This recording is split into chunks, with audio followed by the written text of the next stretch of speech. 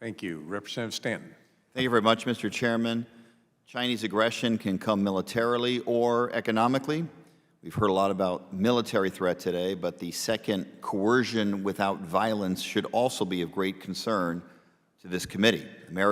American commitment to Taiwan security is a commitment to defending American economic and national security interests. Taiwan has a special relationship with the United States, especially with my home state of Arizona.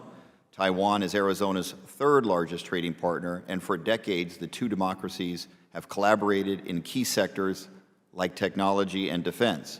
America has depended on Taiwan, the world's top manufacturer of semiconductors, to power everything from consumer electronics to our weapons systems.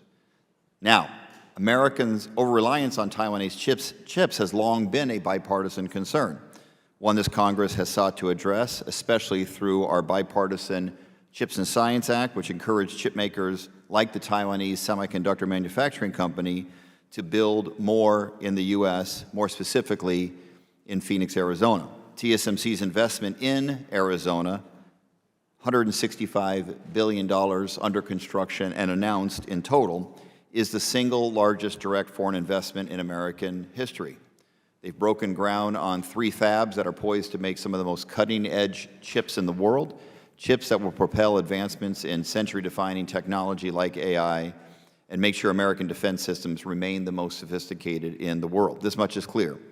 The strong economic ties between our two nations has been a boon to Arizona's economy and to American national security.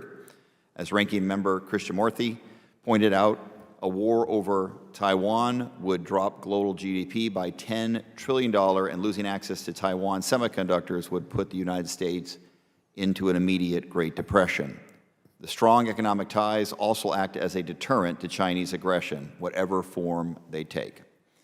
We can take a step now to strengthen that economic relationship between the U.S. and Taiwan by getting rid of double taxation. The House passed bipartisan legislation to do just that in an overwhelmingly bipartisan vote in January, and now we call on the Senate to act immediately. Taiwan is the United States' largest partner without tax treaty.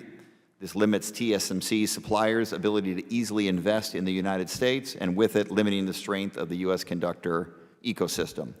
Secretary Campbell, can you expand upon this a little bit? Why are economic ties between the U.S. and Taiwan so critical to curbing Chinese aggression? Great. First of all, let me commend you and this committee and this group on the work you did on the double taxation treaty. I think, as you probably understand, you had allies inside the U.S. government that thought that this work is long overdue. We have certain agencies in the U.S. government that were reluctant to take this on. Through your support, I think we've seen the wheels start moving. I also join with you in calling on the Senate to take these actions. To be clear, this should just take place no matter what, because we have every possible interest in increasing and deepening the economic integration between the United States and Taiwan.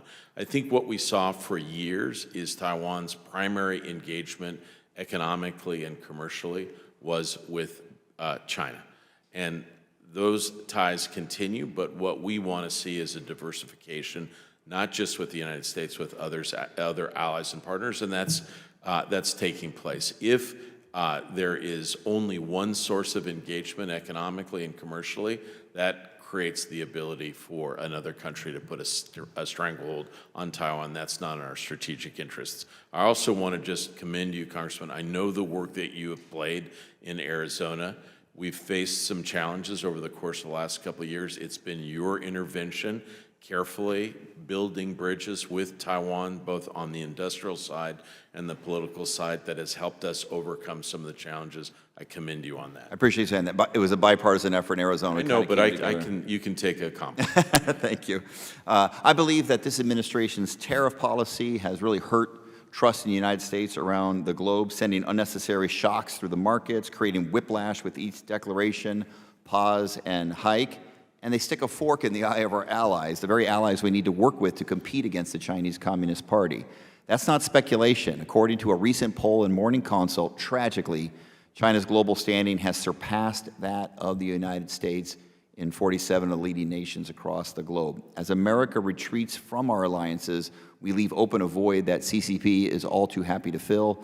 Secretary Campbell, how does damage from the tariffs lower Taiwan's economic resilience to the PRC propaganda and economic coercion? So, look, there have been some other discussion, Congressman, about public sentiment globally. I think we're all concerned by that.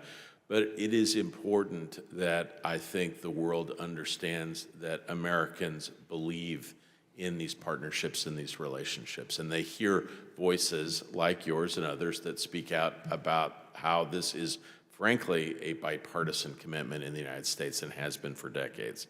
Ultimately, my own concern is countries, particularly in the Indo-Pacific, they're going to be prepared to make steps, to take steps if we put forward a predictable policy. And they may not like all the tariff stuff, but if they have an understanding of what is to be expected, they'll respond accordingly, even our closest allies. The challenge is the changes. So the administration in the last 3 months, about 55 to 60 different tariff actions, changes, sometimes announced in the morning, changed in the afternoon. That's not the way, and if you had business people here, they would say the same things. Need greater predictability. I commend the administration on the steps they're trying to take in a number of venues to try to reestablish a careful dialogue. We should see that through in the next couple of months, but we've got to get out of this, like, we're going to raise it in the morning and then we're going to change it tomorrow. That creates an environment where it's impossible for both governments and businesses to plan. Thank you. Thank you. I yield back.